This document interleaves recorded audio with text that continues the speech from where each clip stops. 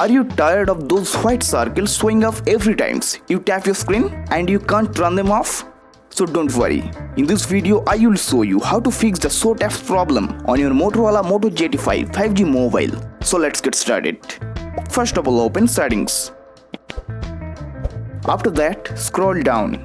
Then click on System.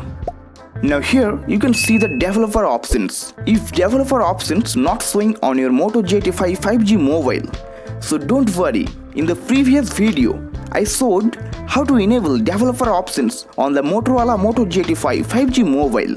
If you haven't seen it yet, make sure to check it out. I have provided the link in the description of this video. After enable it, then here you tap on developer options. Then scroll down to find the show taps option.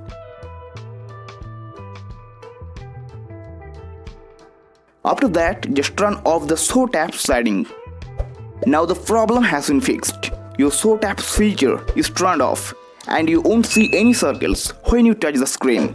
Okay guys, if you found this video helpful, then please leave a like.